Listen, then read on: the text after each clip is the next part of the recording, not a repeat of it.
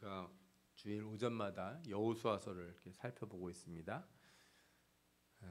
여호수아서에 보면은 가나안 땅 정복하는 이야기가 나오는데 그냥 이스라엘 사람들의 역사가 아니라 하나님이 우리에게 신앙의 지경을 넓히고 축복의 자리로 들어가라 이렇게 말씀하신 것과 같다고 생각하시면 돼요. 그 가나안 성 정복하는 과정에 나오는 여러 성들이 나오는데 그것들은 뭐예요? 우리가 예수 믿고 하나님이 축복을 받을 때 우리가 넘어가야 될 하나하나의 관문이다 이렇게 생각하셔도 될 것 같습니다. 오늘 성경에는 아이성이라고 하는 성이 나와요. 이름이 아이예요. 이름에서 보다시피 아이성은 작은 성이에요. 그죠? 이름이 작아 보이지 않습니까? 아이 그러니까. 그래서 이스라엘 백성들이 이 성은 뭐 금방 싸워서 이길 것이다 이렇게 생각을 해가지고요. 소수만 가서 이 성을 점령하려고 했어요. 그런데 갔다가 완전히 박살이 나서 도망치게 됩니다. 36명이나 죽게 돼요. 돌아와서 하나님 앞에 엎드려서 기도를 했어요. 이 과정에서 이 백성들의 마음이 완전히 녹아버렸다 하는 말씀이 여호수아 7장 5절에 나오는데 아이 사람이 그들을 36명쯤 쳐 죽이고 성문 앞에서부터 스바림까지 쫓아 내려가는 비탈에서 쳤으므로 백성의 마음이 녹아 물같이 된지라. 요즘 말로 말하면 멘붕이 왔다 이런 얘기 하죠. 멘탈 붕괴 이렇게 표현하는데 마음이 막 무너진 거예요. 그죠? 하나님이 함께 하셔가지고 여리고 성도 무너뜨리고 그랬는데 어떻게 조그만 성도 하나 점령을 못해서 우리가 이렇게 무너지는가. 그래서 엎드려서 기도를 했더니 하나님께서 패한 이유를 말씀해줘요. 뭐냐 하면 이스라엘이 범죄하여 내가 그들에게 명령한 나의 언약을 어겼으며 그들이 온전히 바친 물건을 가져가고 도둑질을 하며 속이고 그것을 그들의 물건 가운데 두었느니라 이렇게 말씀하셔요. 무슨 얘기입니까? 여리고성을 점령할 때 아무것도 가져가지 말고 다 태워버리고 하나님 앞에 드리라고 그랬는데 어떤 사람이 욕심을 부려서 하나님의 것을 도둑질해서 자기 텐트로 갖다 숨긴 거죠. 그 불순종한 주인공이 누구였습니까? 아간이라고 하는 사람이에요. 아간이 하나님 앞에 드려야 될 것을 도둑질한 사람이 된 거죠. 그래서 이스라엘이 어떻게 해요? 아간을 찾아내요.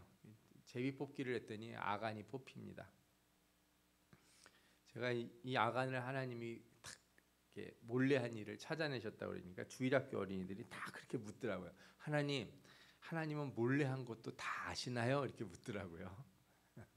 아이들은 몰래 하고 숨어서 하면 하나님이 못 보시나 이렇게 생각을 했나 봐요. 하나님이 모르시는 게 없어요. 아이들은 몰라서 그렇다 치고 어른들은 하나님이 다 아신다고 생각하면서 왜 그러는지 모르겠어요. 하나님이 모르시는 게 있을까요? 없죠. 하나님이 모르시는 게 없고 우리가 뭐 이불 뒤집어 쓰고서 무슨 짓을 하든 저 산속에 들어가서 하든 저 해외에 나가서 하든 하나님이 모르실 리가 없는데 왜 어른들은 이렇게 하나님이 다 아신다고 알고 있으면서도 이렇게 몰래 뭔가를 이렇게 하는지 모르겠어요. 어쨌든 간에 이 아간을 이제 이스라엘 백성들이 잡아내서 어떻게 해요? 그 집을 완전히 태우고 모든 걸 다 불살라요. 아간을 심판을 해서 이 싸움의 실패 원인을 바로 잡습니다. 그럼 이제 아까처럼 성이 작으니까 또 몇 명만 올라가서 싸우면 아이성을 쉽게 점령할 수 있는가? 근데 그렇지가 않아요. 여러분들이 오늘 말씀을 잘 보시면요. 아이성이라고 하는 작은 성을 점령하는 이야기가 성경 8장 한 장에 나와요. 이렇게 길게 나옵니다. 그리고 이 과정을 가만히 보면 여리고성 점령할 때랑 어떤 과정이 비슷한데 아간이 범죄한 뒤에 뭔가 이렇게 안 하고 빠지고 바뀐 부분이 있다는 걸 알게 돼요. 그러니까 여러분이 이렇게 생각해 보셔야 돼요.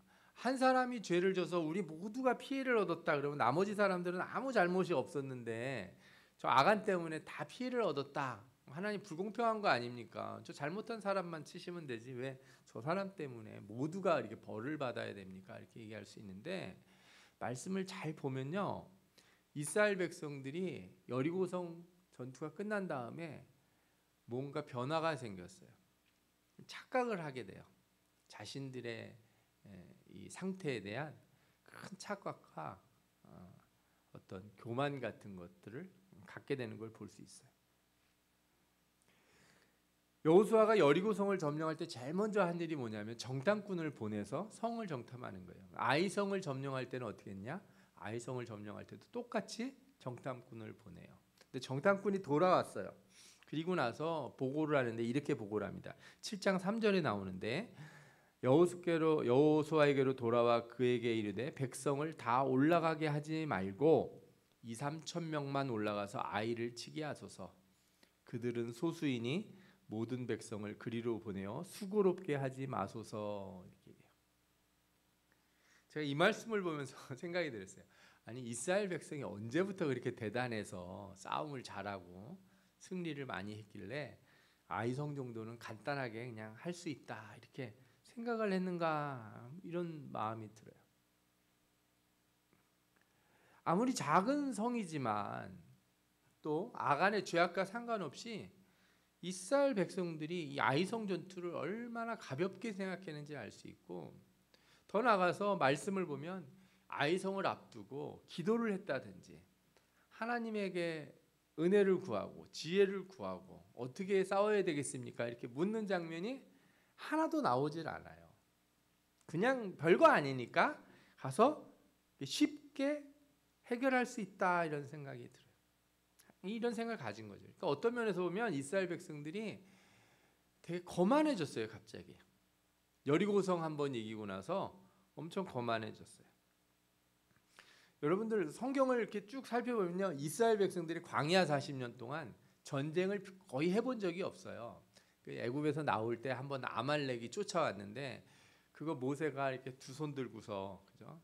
팔 내리면 지고 올리면 이기고 그러니까 옆에서 팔을 붙들어줘서 그래서 한번 싸워서 이겨요. 그리고 광야에는 다른 민족들이 와서 이스라엘을 뭐 뺏고 괴롭힐 일이 별로 없어요. 왜냐? 광야에 뭔 먹을 게 있겠습니까? 뭔 땅이 좋은 땅이 있습니까? 뭐가 있어요. 그러니까 잘 쳐들어오지도 않아요. 그리고 하나님께서 이스라엘 백성들을 광야 깊은 곳으로 들어가서 거기서 있게 하셔가지고 그냥 그들은 그냥 거기서 그냥 쭉 있었어요. 조용히.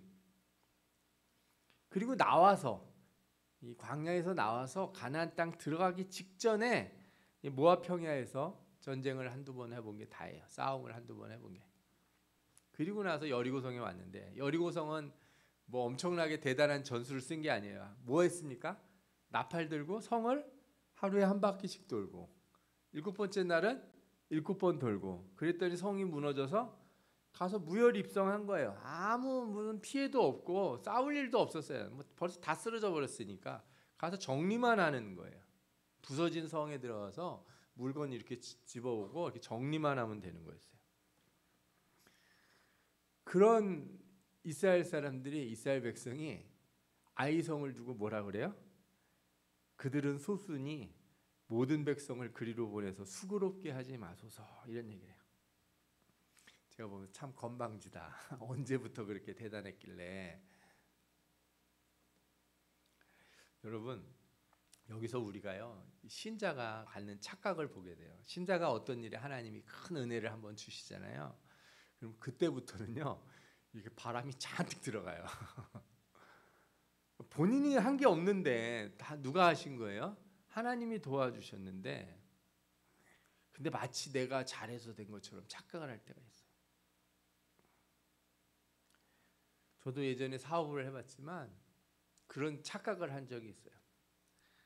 하나님이 저를 도와주셔서 사업이 되게 하는 거예요. 뭐 제가 누구한테 뭐 전화를 하거나 영업을 하러 다니지 않았는데도 막 사람들이 전화가 오고 저를 찾는 사람이 막 생기고, 그래서 거의 쉴 틈이 없이 가서 막 일을 하면서 돈을 막 벌게 돼요. 그러면은 그때 더 기도해야 되잖아요, 그죠? 제가 뭐 한 것도 없는데, 아무것도 준비한 것도 없고 능력도 없고, 그런데 하나님이 길을 열어주셔서 이렇게 복을 주시는구나, 감사해야 되는데 사람 마음에 뭐가 들어가요? 착각이 확 들어가요. 왜? 나 정도 되니까 이렇게 사람들이 찾는 거야.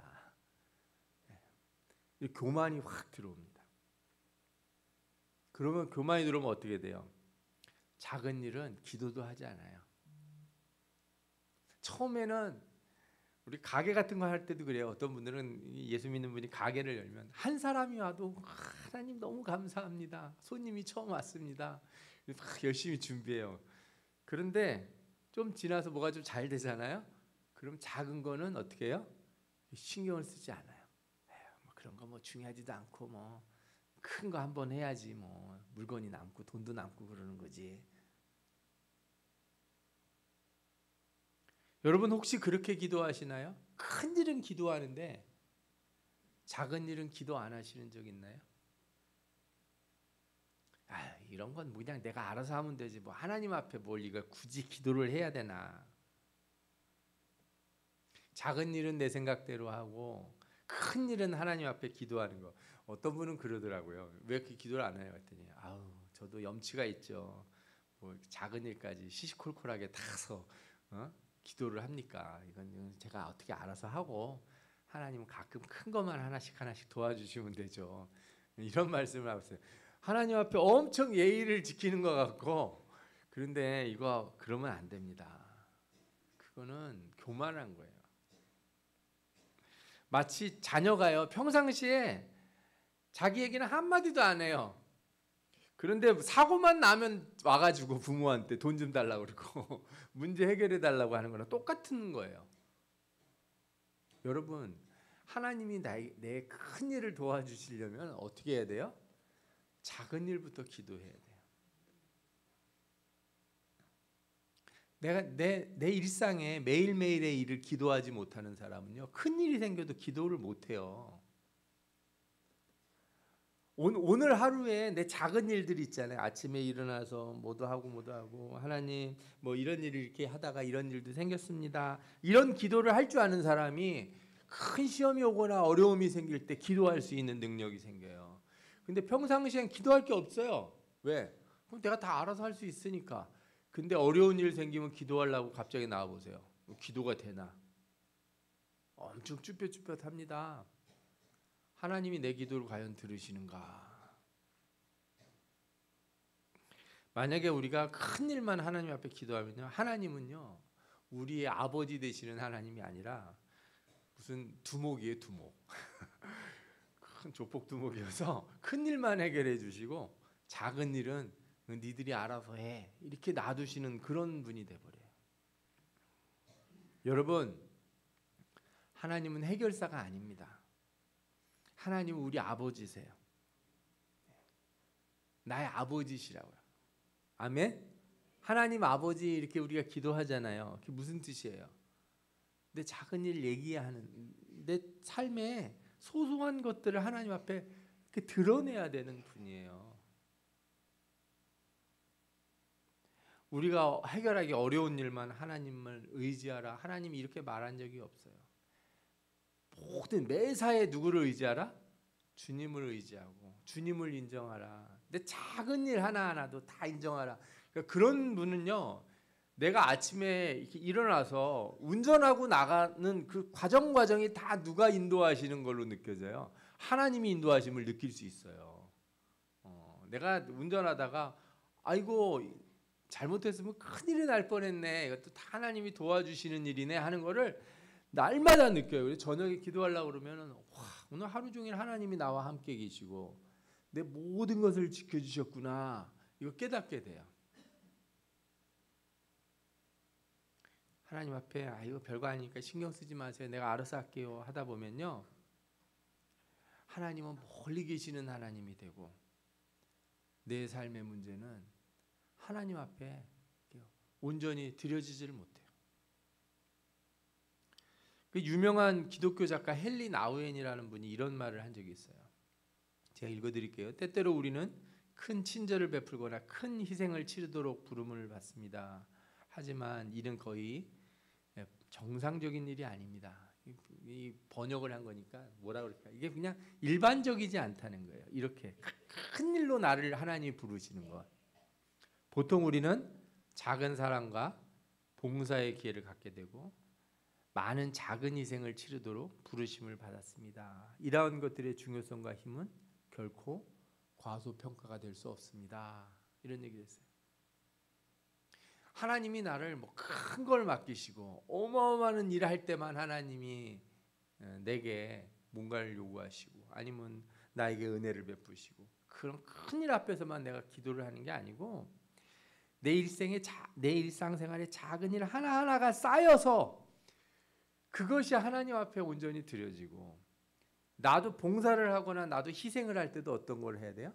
작은 거 하는 거예요. 작은 거. 그걸 모으는 게 그게 우리의 삶의 가장 신앙의 중요한 것들이라는 거예요. 예수님도 그래서 기도하실 때 십자가 지는 일 하나 이게 제일 중요한 거니까 이것만 놓고 기도하셨을까요? 그렇지 않습니다. 매일매일의 삶에 기도하고 매일매일 작은 자들을 만나고 그들의 소리를 들으시고 그들의 삶을 보살펴 주시고 그렇게 했다는 거죠. 여러분들이 주님과 동행하는 삶이 되기를 원한다면 오늘부터 먼저 작은 일을 하나님 앞에 기도하는 사람이 되셔야 돼요. 작은 일부터 맡기셔야 돼요. 일 크게 만들어 가지고 와서 그때 기도하지 마시고 매일매일의 작은 일을 하나님 앞에 기도하고 하나님 앞에 고백하며 그를 의지할 때 하나님의 그 친밀하신 음성을 듣고 그의 도우심을 경험하는 큰 축복의 사람 될 줄 믿습니다. 아멘. 네. 두 번째로 이스라엘 백성들이 이렇게 아이성을 점령하면서 가진 큰 착각은요. 자신들이 여리고성을 스스로 점령한 것 같다는 그런 뭐라 그럴까요? 바람이 들어갔다 그럴까요? 거품이 마음속에 생겼다는 거예요. 앞서서 말씀드린 것처럼 여리고성은 큰 성인데 싸우는 과정이 되게 놀라웠어요. 어떻게 싸웠습니까? 성을 돌았어요. 나팔을 불고.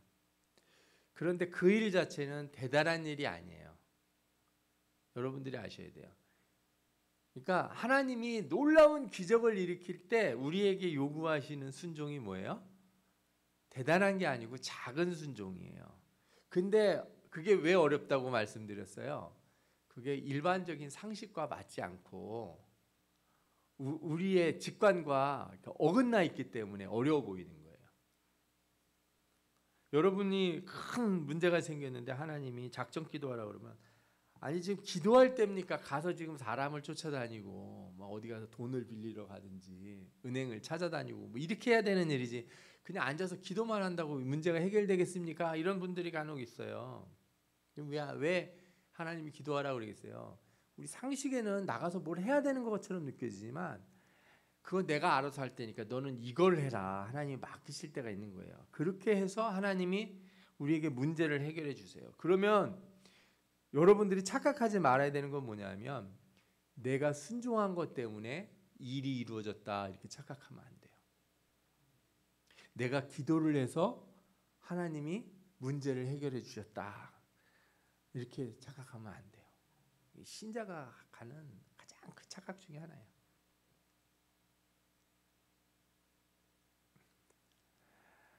하나님이 우리에게 무엇인가를 주시기 위해서 우리의 뭔가를 해결해 주시기 위해서 우리에게 예배하라고 하시기도 하고 기도하라고 하시기도 하고 때로는 뭐 감사하라고 하시기도 하고 뭔가를 시키세요. 그러나 그런 것 때문에 하나님이 뭘 해주시는 건 아니에요.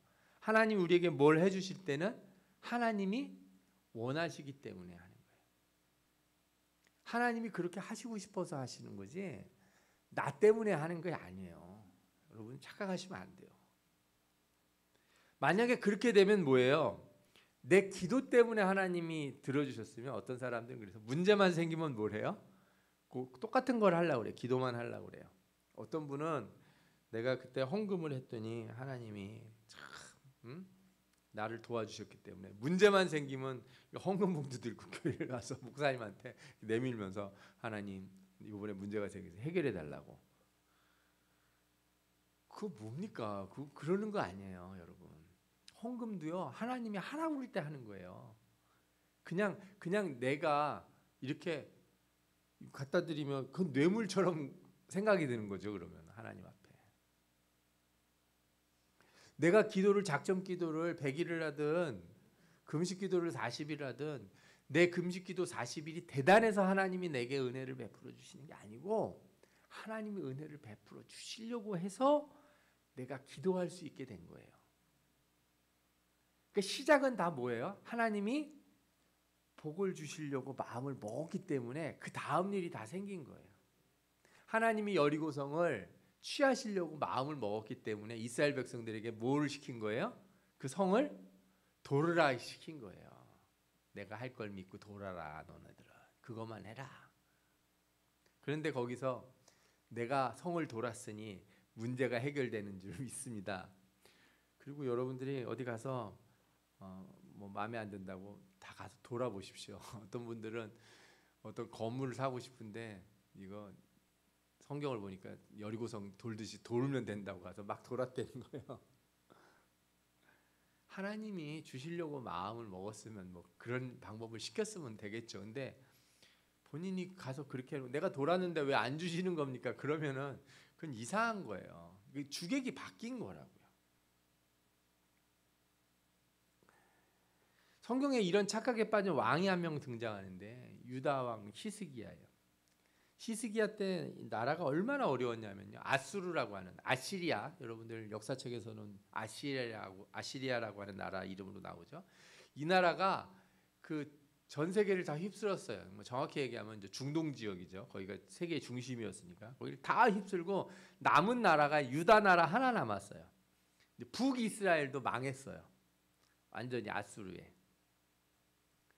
그래서 이 아수르가 이 조그만 나라 하나가 뭘 버티나. 그리고 나라도 옆에 탁 뜯어먹혀가지고 이제 뭐만 남은 거예요?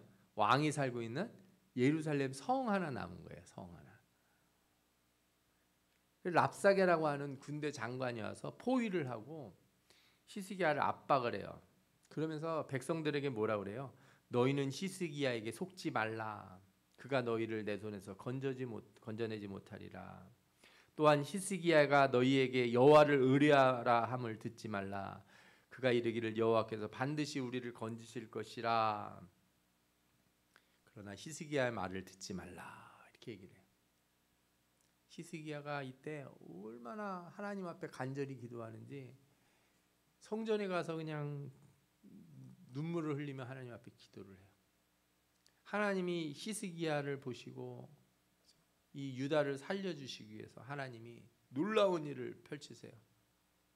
그래서 아수르 군대를 치시는데 지푸레 얘네들이 다 죽고 망가져가지고 되돌아가게 돼요. 그냥 아수르가 나중에 이렇게 물러갑니다. 그래서 아수르가 점령하지 못한 유일한 나라가 어디 나라가 돼요? 유다 나라가 돼요. 너무너무 놀라운 일이죠. 다른 나라들 다 큰 나라들이 다 망했는데 유다만 살았으니까. 근데 히스기야가 그때부터 무슨 착각에 빠져요? 자기가 한 것 같은 거예요. 참 내가 기도했으니까 다 되지. 그 착각을 보여주는 장면이 나오는데 바벨론에서 사신들이 찾아와요. 유다 나라 대단하다며 아수르도 물리쳤다며.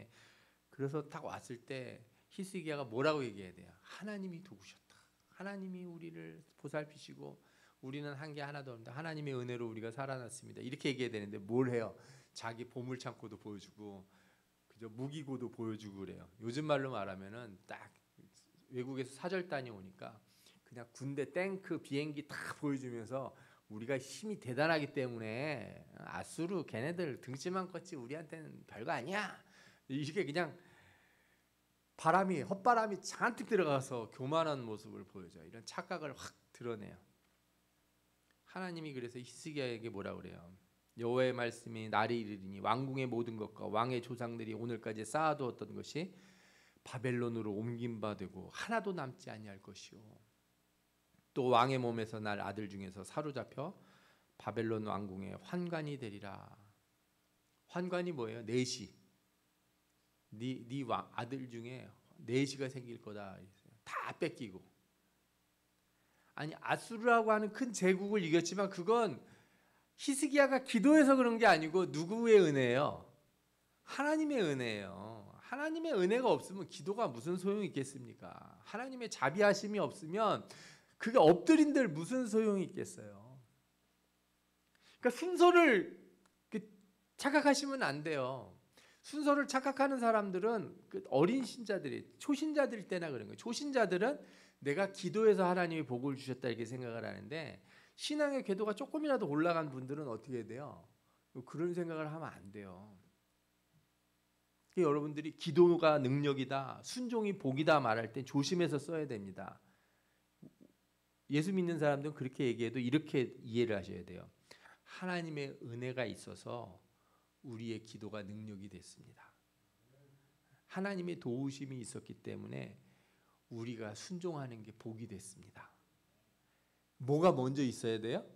하나님의 은혜가 먼저 있어야 되는 거예요. 이거 착각하면 안 돼요. 내가 봉사했더니 하나님이 내게 복을 주시고, 내가 뭘 했더니 하나님이 뭐 나에게 은혜를 더하시고, 그게 아니고 은혜가 먼저 있어서 내가 봉사도 할 수 있었던 거고, 하나님이 은혜가 있어서 내가 기도도 할 수 있었던 거고, 하나님이 나를 도와주시려고 축복을 주시려고 작정을 하시고 약속을 하셨기 때문에 그 언약 때문에 우리가 순종할 수 있는 자리에 있었다. 그래서 기도한 사람, 순종하는 사람들은요, 나중에 축복받을 때 뭐라고 고백해야 돼요? 하나님, 내가 무엇이 간데 내가 기도를 다 할 수 있었습니까? 나라는 사람이 뭐 대단한 사람이길래 이렇게 순종할 수 있는 은혜를 주십니까? 예수 믿는 것도 마찬가지예요. 처음에는 내가 믿은 것 같아요. 내가 결단하고 내가 의지를 가지고 교회 나온 거라고 생각하지만 내 신앙이 올라갈수록 어떻게 돼요? 내가 무엇이길래 내게 은혜를 주셔서 하나님 성전에 나올 수 있는 마음을 주셨습니까? 내가 예수 안 믿고 지옥 간다고 하나님 앞에 무슨 손해날 일도 없는데 내게 은혜를 주셔서 내가 교회 나올 수 있도록 발걸음 인도해 주시고 내가 예수 믿을 수 있는 마음을 주십니까? 형제들과 가정과 삶 가운데서도 내가 희생하고 더 노력하고 애쓸 때가 있잖아요. 그때 뭐라고 기도해야 돼요? 내가 무엇이길래 나에게 복을 주셔서 내가 이렇게 형제들보다 더 순종할 수 있고 더 헌신할 수 있고 내가 더 귀한 일을 감당할 수 있습니까? 이렇게 얘기해야지. 반대로 쟤들은 하나도 안 하는데 맨날 나한테만 맨날 시키시고요. 저것들은 지멋대로 사는데 나만 꼭 그냥 모든 일 다 책임지고 살아야 되고 이렇게 생각하면은 그건 거꾸로 된 거예요. 거꾸로 된 거. 교회에서도 그렇잖아요. 아니 성도들 다 했는데 왜 그냥 다 뭐 가버리고 나만 맨날 남아가지고 교회도 청소도 하고 뭐도 하고 나만 걱정하고 김장은 언제 해야 될지 뭐는 언제 해야 될지 나만 걱정하는 사람이 됩니까? 그게 아니라 하나님 내게 은혜를 주셔서 다른 사람보다 더 많이 하나님의 일을 사모할 수 있게 은혜를 주십니다.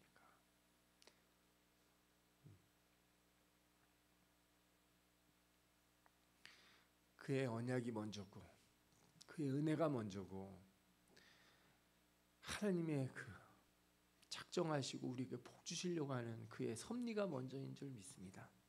그래서 내가 이 자리에 있는 거고 그래서 우리가 하나님 앞에 기도도 하고 그래서 우리가 하나님 앞에 순종하고 살아가는 줄 믿습니다. 아멘. 이스라엘 백성들이 이거를 이제 다 깨닫게 돼. 아간을 심판한 뒤에 그 다음부터 이 이스라엘 백성들의 태도가 바뀌어요. 그래서 아이성을 치료할 때 그냥 올라가는 게 아니고 하나님의 말씀을 기다리고 하나님의 말씀을 듣게 돼요. 하나님이 이때 다시 어떻게 해요? 가만 안 놔둡니다. 그냥 알아서 하라고 그러지 아니하시고 세밀한 계획을 알려주세요. 작은 아이성이지만 용사들을 잔뜩 동반을 하는데 어떻게 해요? 하나님께서 매복하는 작전을 알려줘요. 그냥 대충 가서 싸워라 그러지 않으세요. 여러분 이게 되게 중요해요. 작은 일인데 하나님이 어떻게 하세요? 세밀하게 가르쳐 주실 때가 있어요. 이때 정말 감사한 은혜를 경험하게 돼요.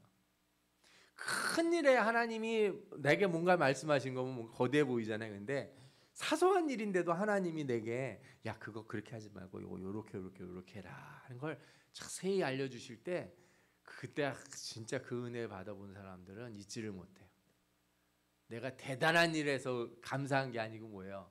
내 작은 일도 하나님이 관심을 가져주시고 내 작은 일도 하나님이 세밀하게 지도해 주시고 내 길을 알려주시는구나.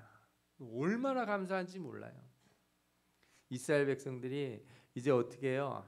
하나님이 가르쳐 주신 대로 이렇게 매복을 해요. 매복을 해놨다가 처음에 막 쳐들어가서 아이성 사람들이 이제 한번 이겼으니까 바람이 잔뜩 들어가서 저것들이 또 왔구나 하면서 막 쫓아 나온다는 거예요. 그러면 도망을 가는 거죠. 막 도망을 가면 이제 딸려 나와. 그때 매복해 있던 애들이 빈집털이를 하는 거예요. 성에 들어가서. 그렇게 해서 쉽게 이기게 돼요.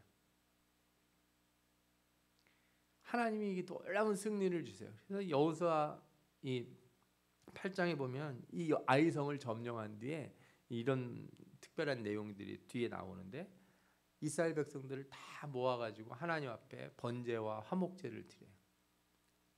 죄를 회개하는 번제를 드리고 하나님과 화목하게 됨을 감사해서 화목제를 드리고 그 다음에 여호수아가 백성들을 다 세워놓고 율법책을 다시 읽어줘요. 율법을 쫙 읽어줍니다. 여호수아 8장 34절 35절에 그 후에 여호수아가 율법책에 기록된 모든 것대로 축복과 저주하는 율법의 모든 말씀을 낭독하였으니 모세가 명령한 것은 여호수아가 이스라엘 온 회중과 여자들과 아이와 그들 중에 동행하는 거류민들 앞에서 낭독하지 아니한 말이 하나도 없더라. 아멘. 말씀을 잘 보세요. 모아놓고서 다 얘기하는데 남자들만 모이라고 그래요? 아니에요. 온 회중과 여자들과 아이들과 그들 중에 동행하는 거류민들까지 큰 사람도 빼놓지 않고 어떻게 하라고? 하나님 말씀대로 우리가 살아야 된다. 이제 우리 한번 실수했지 않냐? 우리 착각하고서 우리 엉뚱한 생각을 가지고 마치 우리가 뭐 한 것처럼 우리가 어리석은 생각을 가졌는데 우리 말씀으로 다시 돌아가고 말씀대로 제대로 살아보자. 백성들을 모아놓고 어른들만 모여서 중요한 사람들만 모여서 듣는 게 아니라 뭐예요? 여자들과 아이들까지 다 모여서 다 듣자. 하나도 빠짐없이 다시 율법을 가르쳐요. 결심하는 거예요. 알았다. 이제 어떻게 해야지 우리가 승리하는지. 작은 것이라고 간과하지 말고, 그죠? 작은 일이든 큰 일이든 하나님 앞에 은혜를 구하고 하나님 앞에 맡기고 그의 은혜가 먼저인 것을 우리가 알고 내가 하나님 앞에 기도하는 일, 하나님 앞에 헌신하는 일, 봉사하는 일 다 하나님의 은혜가 있기 때문에 내가 하게 되는 것이구나. 하나님 앞에 이렇게 겸손함으로 나아가는 자들, 하나님이 이런 사람들에게 복 주시고 하나님과 더 깊은 관계를 맺을 수 있도록 길을 열어주시는 줄 믿습니다. 오늘 여러분들에게 이스라엘이 아이성을 점령하면서 깨달았던 이 귀한 은혜가 여러분들에게 또 있기를 원하며 하나님의 놀라운 축복이 넘치기를 축원합니다. 아멘. 기도하겠습니다. 이 시간